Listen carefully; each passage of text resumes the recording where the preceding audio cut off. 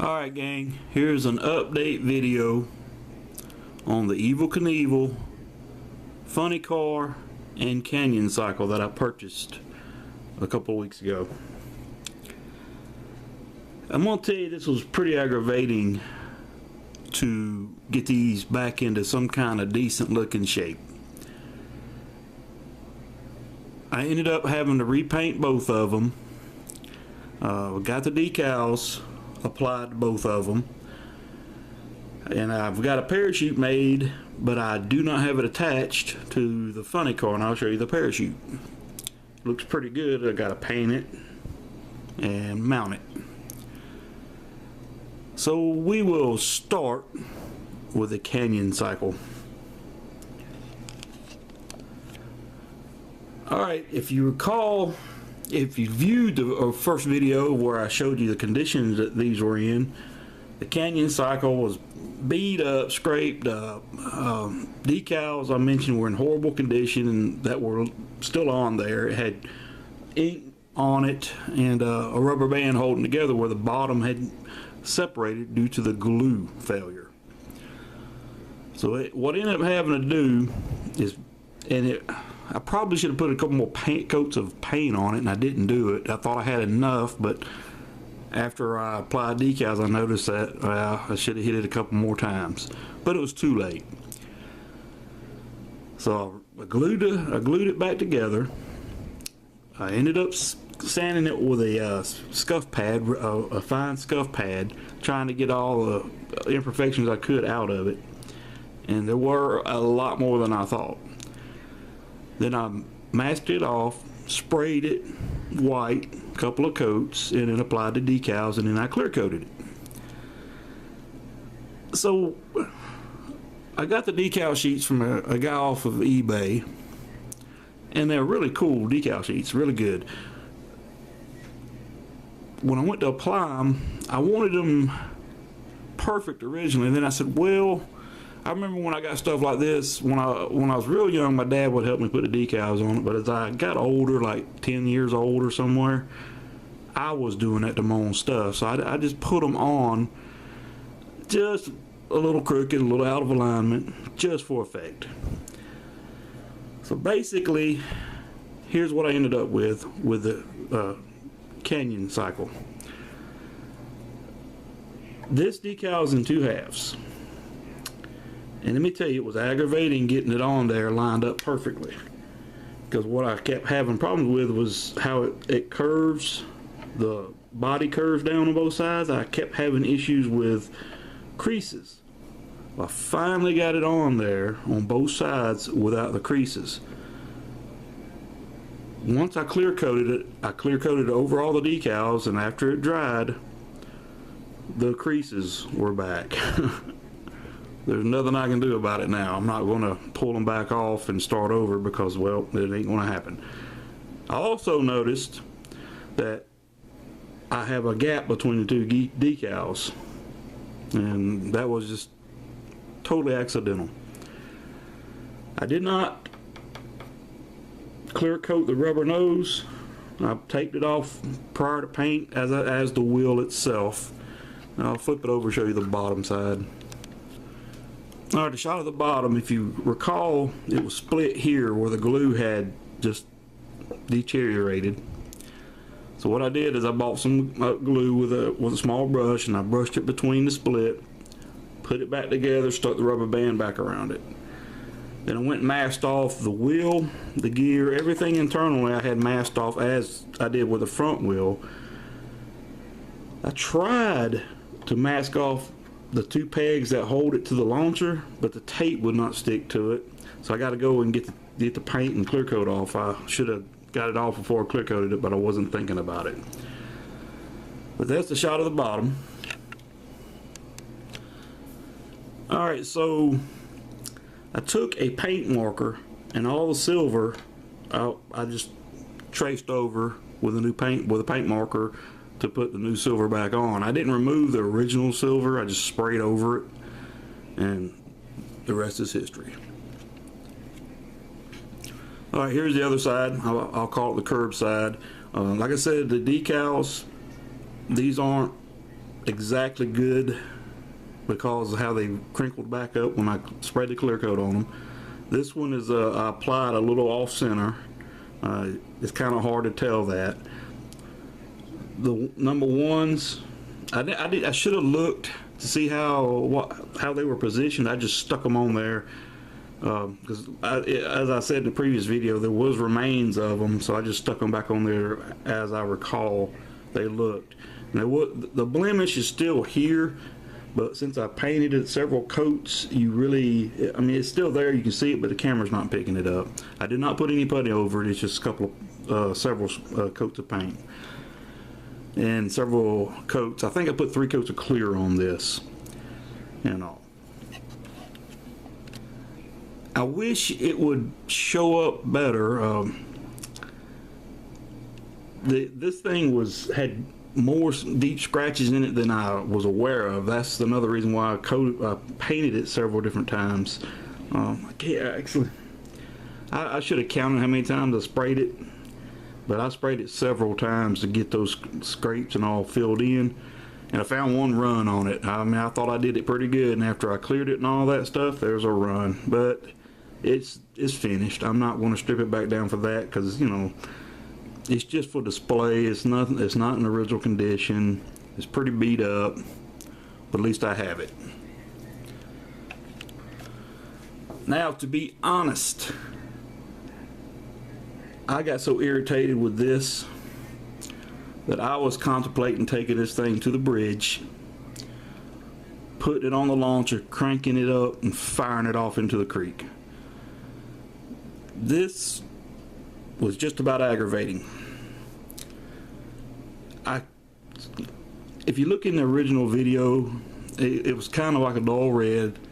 I picked up a different color red, a little more brighter, and you know, I scuffed it down as well with a fine scuffing pad.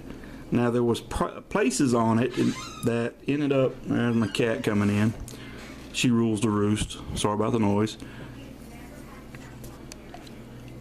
Alright, so I ended up trying, and the reason why I took the fine scuffing pad, I mentioned in the other video, there was a place here where like the plastic had I don't know exactly how to call it, but it was like a fine film peeling up, and there was one here.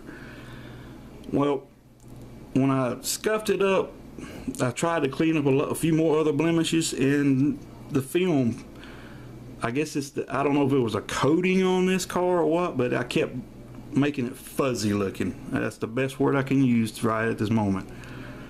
So I got all that taken care of.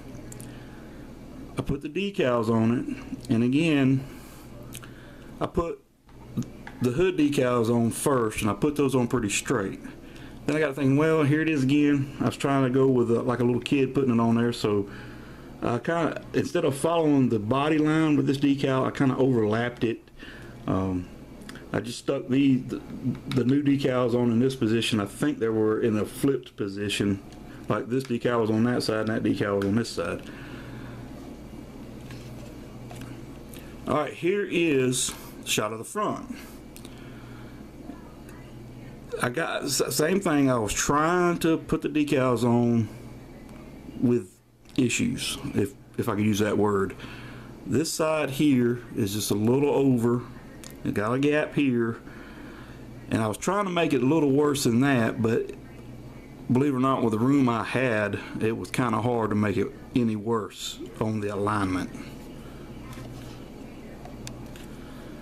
Alright, there's the back.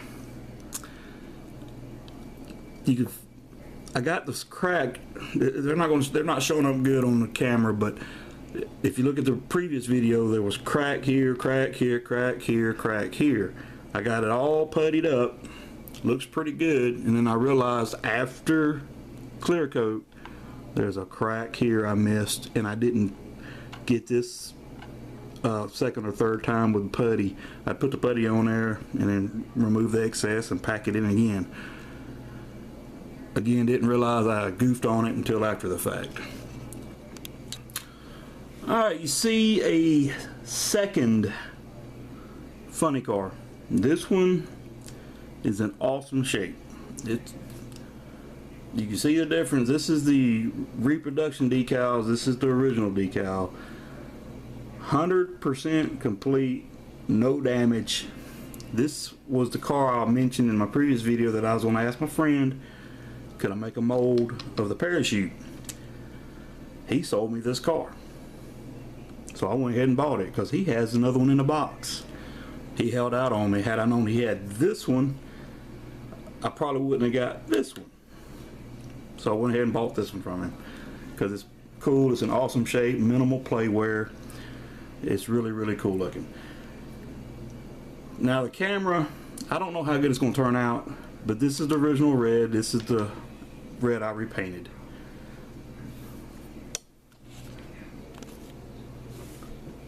Okay, so I'm showing you guys the original parachute. I removed it from this car, and I was really worried about breaking it, but fortunately I didn't. And I made a mold of this chute. This was the first parachute that I took out of that mold. This was the second one. This one is messed up. I don't understand what really happened unless the mold making stuff is just old. I've had it for a long time. So I mixed up a new batch and made this chute. It's almost 100% perfect. I just got to paint it. This one didn't want to dry. It stayed tacky for the longest time, and when I went to put the silver paint on it, it would not. It doesn't stay on. So I don't know what I'm gonna do with it. Probably pitch it.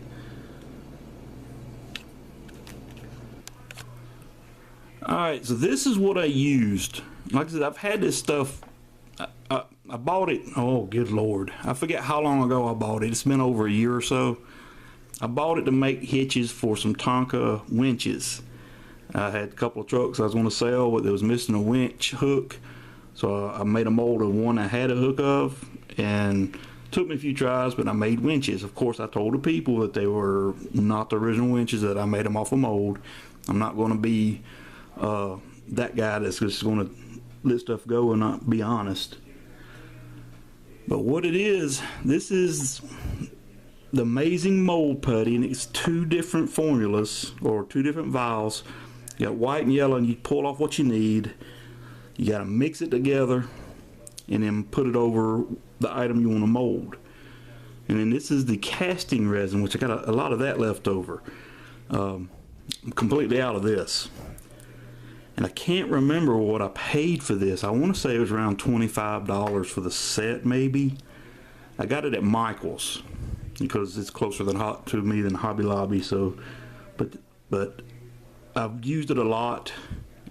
Well, after I first bought it, it's fairly simple. So if you need to make something, and you try this out: amazing mold putty, amazing casting resin. Real simple to use. If I can do it, anyone can. Alright, gang, as I said, all I gotta do is paint the parachute, the white parachute, and mount it to this car, and it'll be done for display purpose only.